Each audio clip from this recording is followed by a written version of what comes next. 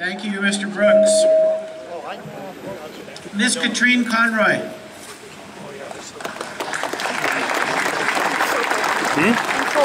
Yeah.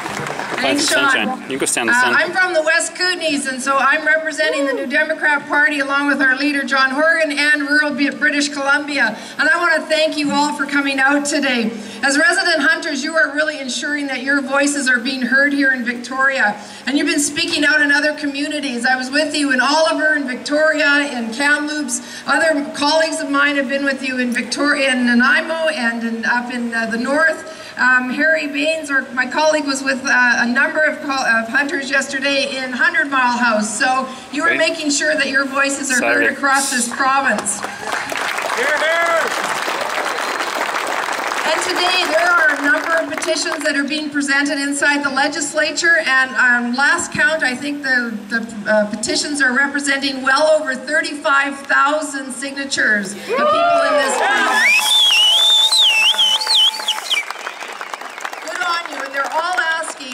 That every one of them is asking the government to repeal these unfair allocations. And it's really obvious what's got people so riled up. I'm not going to repeat anything that the two former speakers said. But I do want to explain. I wasn't raised in a hunting family, but I married into one. And when I married into it, I thought, okay, I want to get into this, see what it's all about. And my father-in-law, well, he was kind of old school, and he said to me, "Women aren't allowed at the cabin during hunting season." So I said, okay, well, that's the way it goes, I guess. But that was 35 years ago, and things have changed. Now, as Sean said, things have definitely changed because, as he said, women are the fastest growing demographic of hunters along with kids, and it is a family event, and we see that today. It's so great to see all the kids out today, and even though you're probably missing school, but good on you.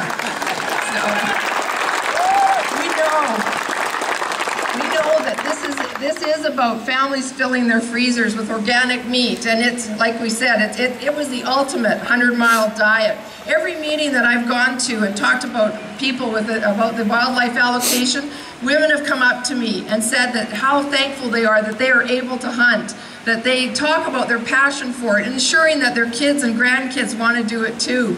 You know, and why shouldn't kids that are born and raised in BC, why shouldn't they have the opportunity to hunt? Why shouldn't they have preference over wealthy foreign hunters? Why shouldn't they? That's great! You have to keep your voices up, you know, keep the pressure up. We're getting letters, emails, phone calls from people all across the province. I got one from Lynn from 100 Mile said, "As a resident hunter, I've counted on the game that we harvest to feed my family. We have raised our children as proud people who respect the land and animals, and they in turn have continued with teaching their children." She said her granddaughter just turned 11. She's finished her hunting courses, and now she's eagerly awaiting hunting season so that she can harvest some game animals. And she finishes her letter saying, "We cannot afford to lose this right as Canadians." Susan from Campbell River said, "My husband and I have been trying for an elk draw now for over 20 years and never got one. Now you're trying to make the odds even worse." And I heard somebody yell out they've been trying for 40 years and haven't got one.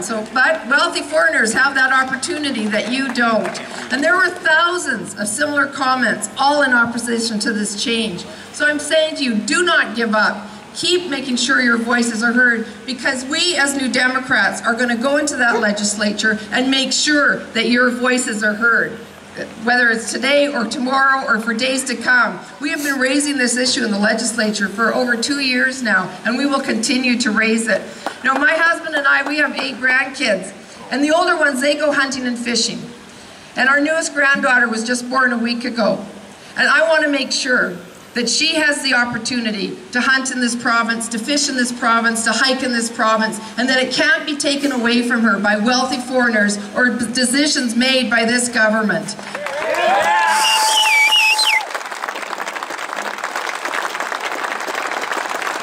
So I want to thank every one of you who've come out today, because I know you represent much more people from back in the interior who couldn't make it to Victoria. Thousands of people who said, "We want to be here with you," but we just couldn't make it today. So thank you to all of you for being here. Your voices are being heard, and we will be there for you. Thank you.